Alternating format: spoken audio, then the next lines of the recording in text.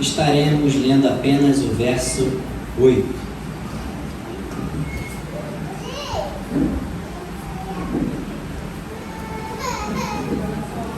Os irmãos encontraram? Quem encontrou, diga amém.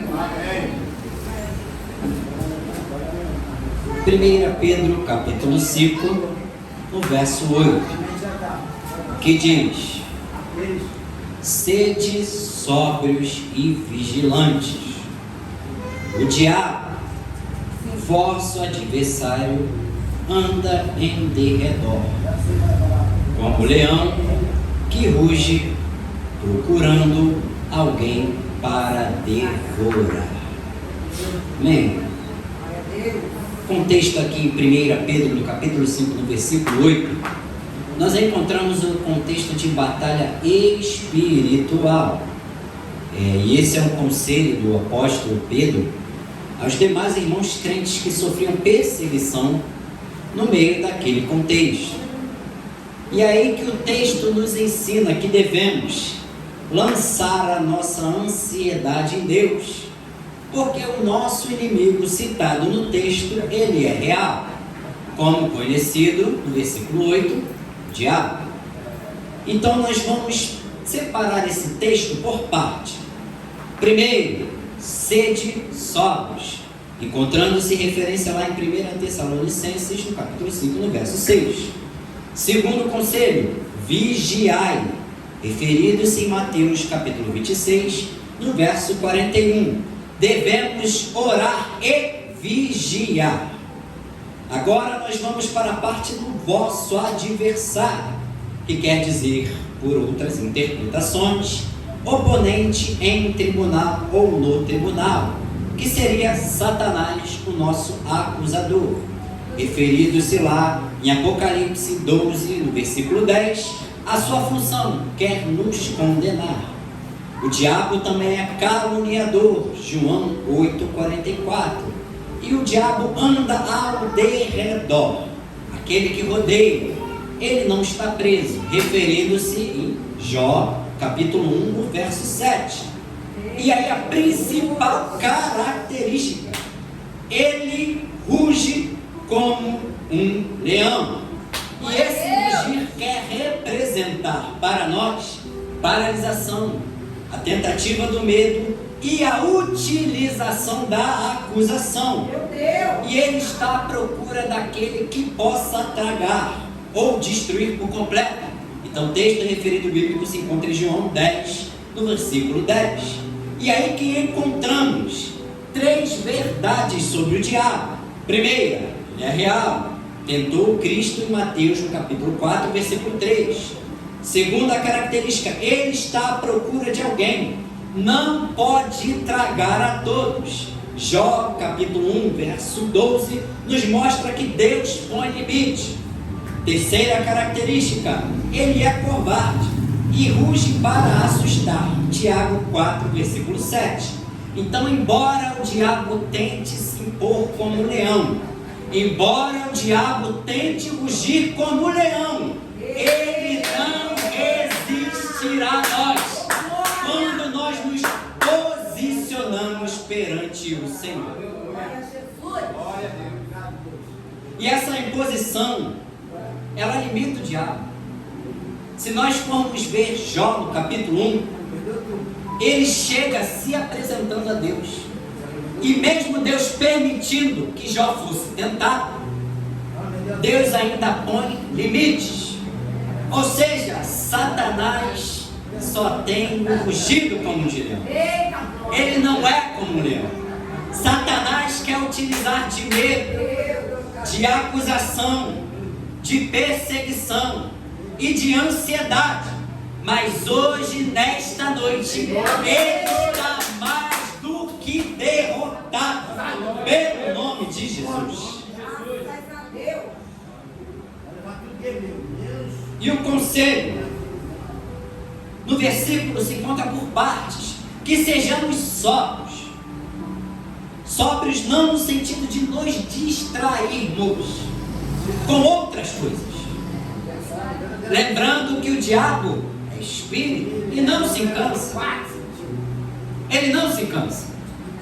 Então, quanto mais nós estamos por dispersos, por distraídos, mais próximos Satanás está de nos derrotar, criando distrações, levantando obstáculos e instruindo barreiras.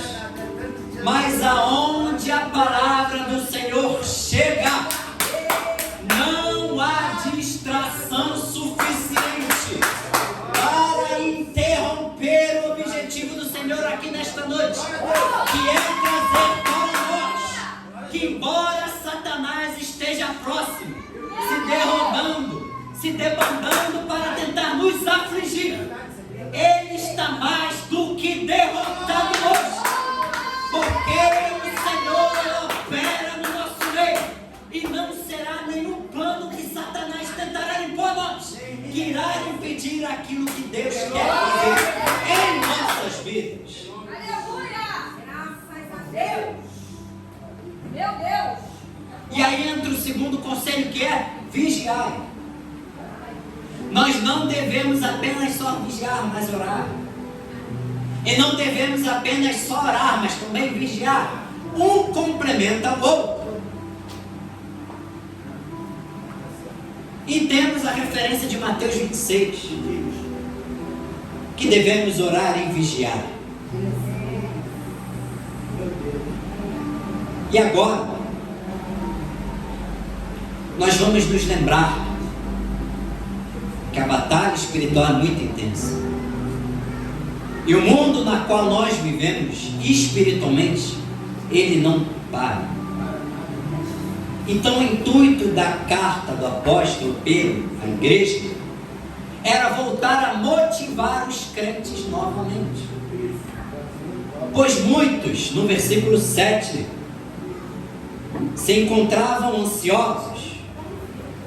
Muitos, nos versículos 6 e até mesmo no verso 5, encontravam-se em um contexto de perseguição. E o apóstolo Pedro, inspirado pelo Espírito Santo, ele rege esta carta à igreja. E é interessante que no início do capítulo 5, passa-se a ser uma epístola na qual nós podemos classificar como universal. Porque o primeiro sermão vai para os presbíteros da igreja. Segundo, alcança os jovens. E terceiro, alcança aos demais membros do rebanho do Senhor. Então este sermão quer mostrar para nós que devemos estar sempre em atenta vigilância. Que o reino espiritual não é brincadeira. Que o mundo espiritual é intenso. Então vamos entender agora como o inimigo de nossas almas trabalha. Porque temos adjetivos. O primeiro adjetivo é acusador. E o segundo adjetivo é caluniador. Ele fará a sua função espiritual, lembrando que para ele já não há mais chance de redenção. Então o seu prêmio será desolar e desiludir a todos aqueles que desejam ter uma vida com Deus. E o mais interessante agora é a característica temporária.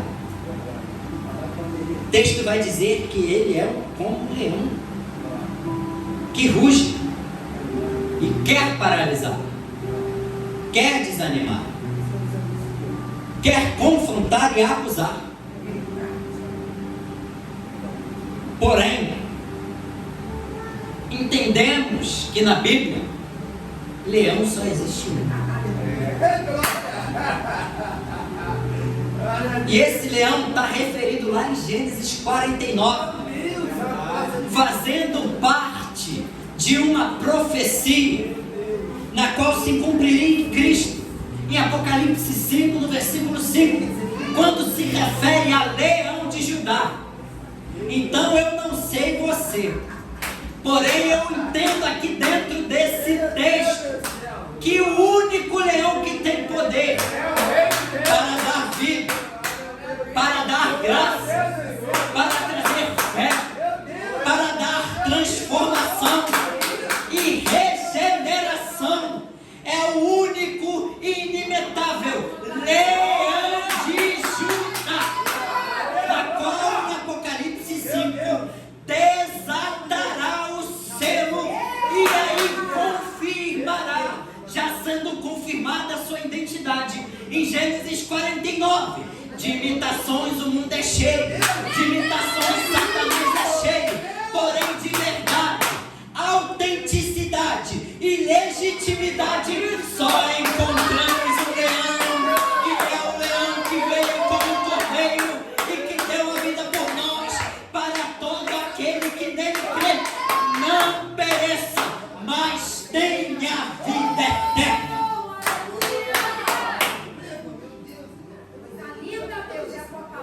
Temos muitas cópias, temos muitas imitações.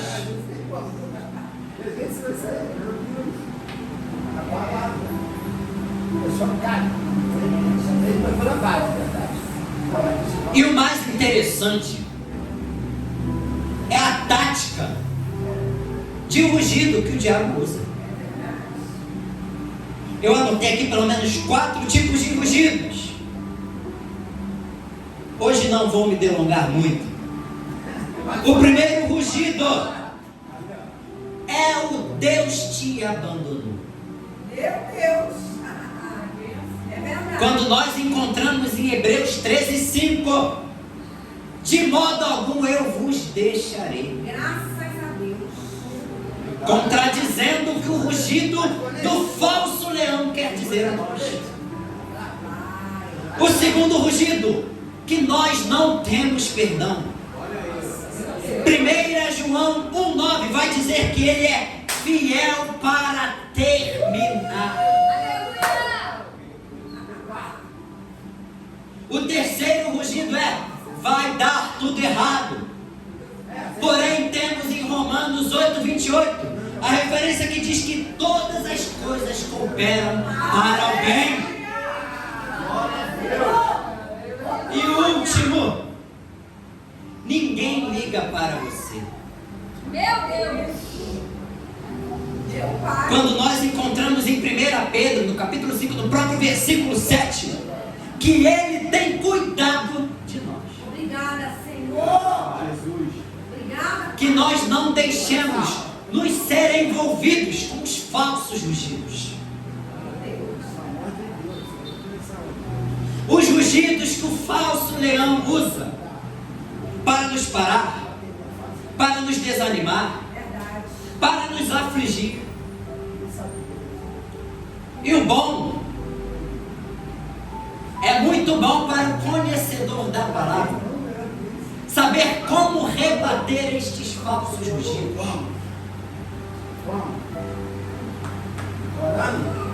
O primeiro rugido é: Deus te abandonou. Satanás sopra oportunamente no meio de contextos e dificuldades temporárias em nossas vidas. Quando tudo dá errado,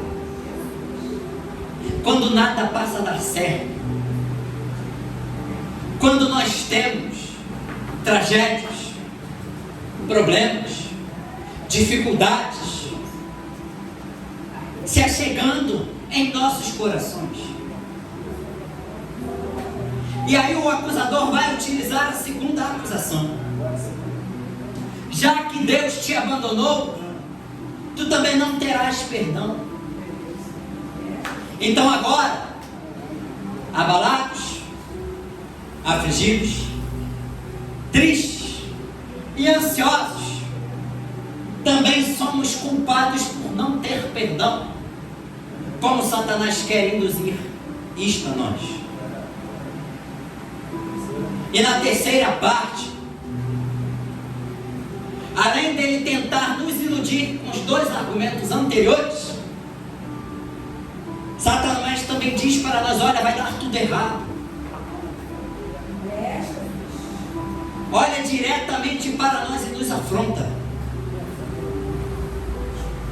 Quando temos planos e projetos edificados perante o Senhor, mas mesmo assim Satanás vem e usa qualquer um de qualquer modo para dizer que irá dar tudo errado,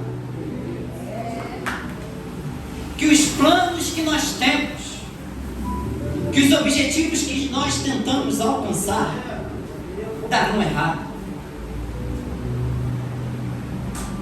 E por último, o último grande argumento é que ninguém mais liga para nós,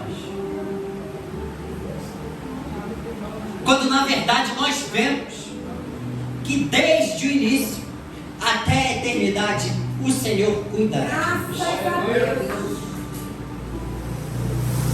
Então, no contexto de batalha espiritual, nós devemos nos manter posicionados, e tudo irá pairar sobre posicionamento. Em 2 Coríntios 10, dos versos 3 ao 5, vamos dizer o seguinte: pois, embora vivamos como homens, não lutamos segundo os padrões humanos. As armas com as quais lutamos não são humanas. Pelo contrário, são poderosas em Deus para destruir fortalezas. Destruímos argumentos e toda a pretensão que se levanta contra o conhecimento de Deus. E levamos cativo todo pensamento para torná-lo obediente a Cristo. Enquanto as nossas táticas no mundo espiritual não mudarem, as situações também não mudarão. Será um exercício que exigirá de nós um discernimento espiritual, que muitas das vezes irá nos confrontar por completo, que por muitas das vezes irá nos desafiar por inteiro, e que por muitas das vezes trará situações desconfortáveis. Porém, aí eu me lembro do profeta João Batista, que no lugar onde ele mais exerceu, escute bem, a sua autoridade profética e espiritual, fora no meio do deserto, indicando que para Deus nada escapa da sua vontade.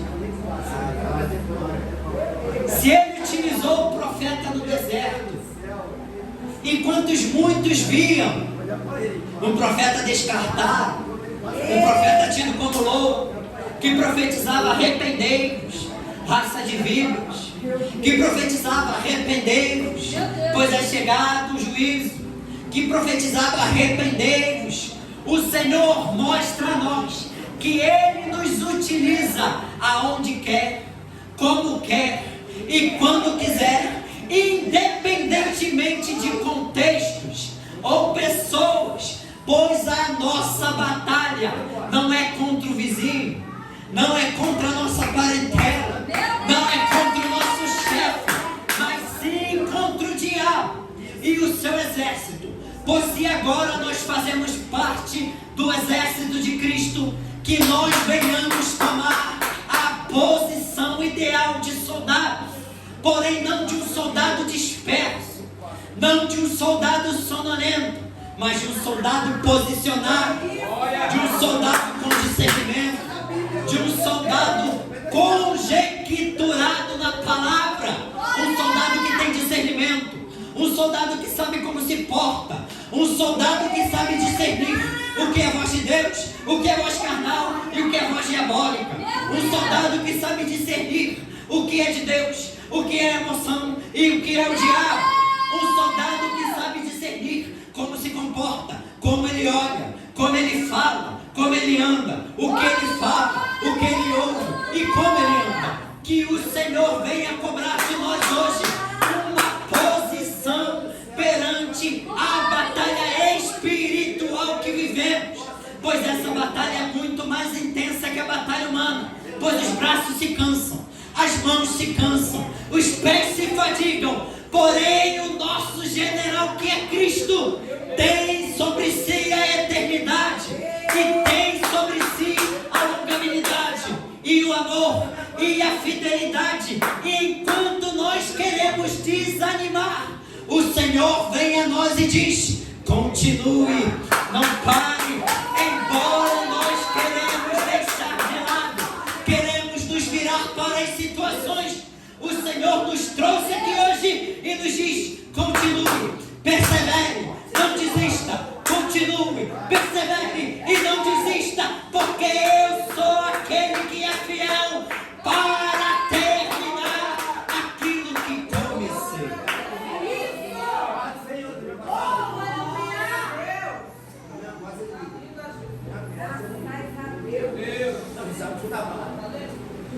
Homens carnais,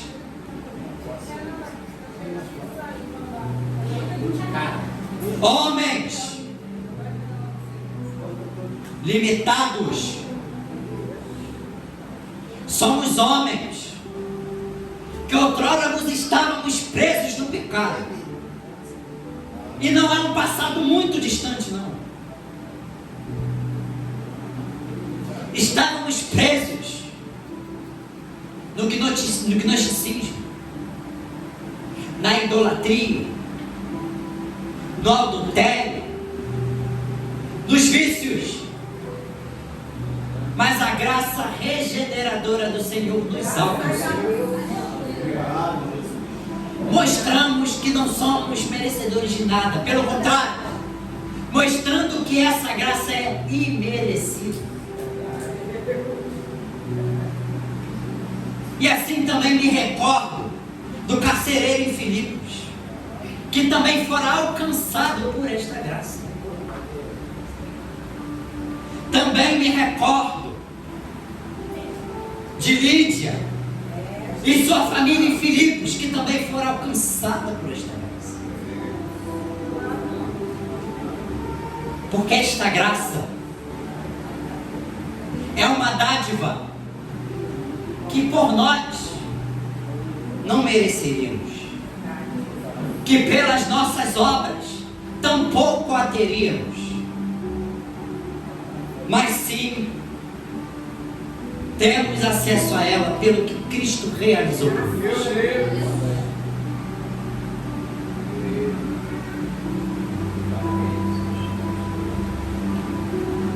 E esta graça nos dá hoje vigor, ânimo, para não desistirmos nas nossas caminhadas.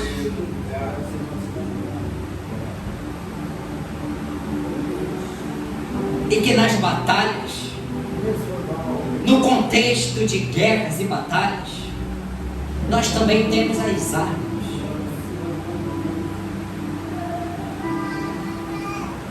As armas relatadas em Efésios 6. Dos versos 11 ao 13 ficam as dicas que dizem: vistam toda a armadura de Deus, para poderem ficar firmes contra as ciladas do diabo. E aqui nós vemos que Satanás é insistente. Ele tentou a Cristo no deserto. Ele acusou Jó para Deus. Agora, em Efésios, ele se apresenta como um inimigo que prepara cilada para nós.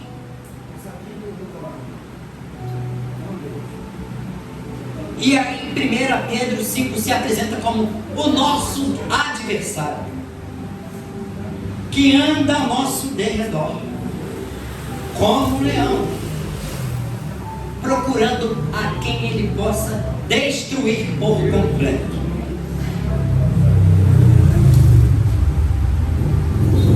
O apóstolo Paulo aqui em Efésios vai elaborar um contexto se referindo sobre guerra. Efésios capítulo 6, dos versículos 10 ao 20, é o manual de combate de todo crente.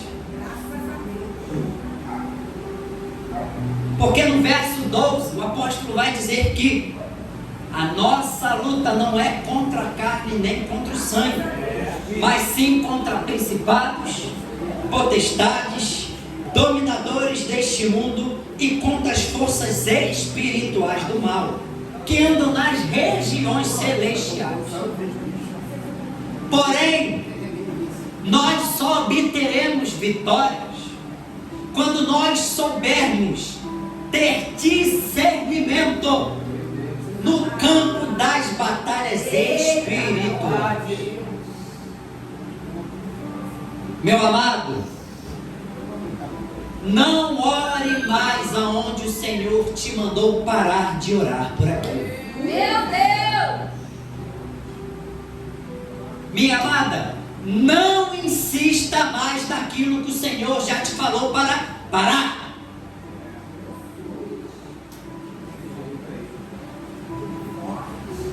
Discernimento é necessário para a igreja de Cristo, porque o que acontece muitas das vezes é que em todas as vezes nós queremos ser mais amorosos e misericordiosos e justos do que o Senhor, e nós oramos por perdão, enquanto Deus quer executar justiça, e nós oramos por misericórdia, enquanto Deus quer executar juízo. E por muitas das vezes nós pedimos juízo onde o Senhor quer trabalhar com amor. Nós pedimos justiça enquanto o Senhor escolhe ser longânimo.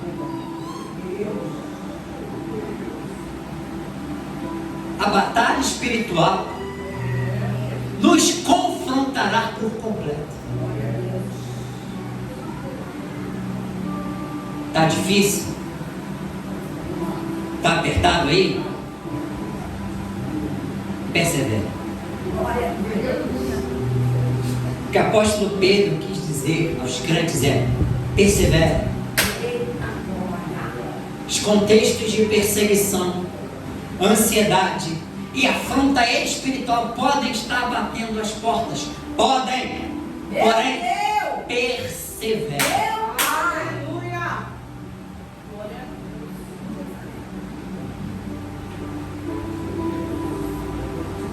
Porque a perseverança será a palavra-chave para todo aquele que quer aprender a combater um combate espiritual. Glória a Deus.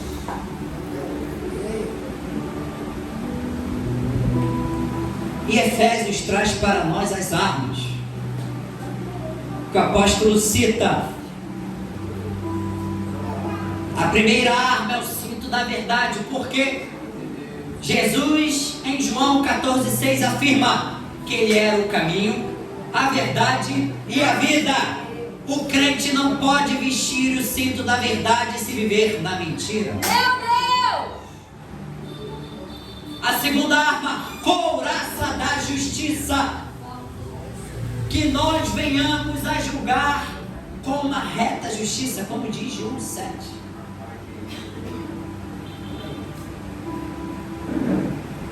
A terceira arma são os calçados do Evangelho. Acha difícil a perseguição que enfrentamos no cotidiano? Experimente ser um missionário no século I.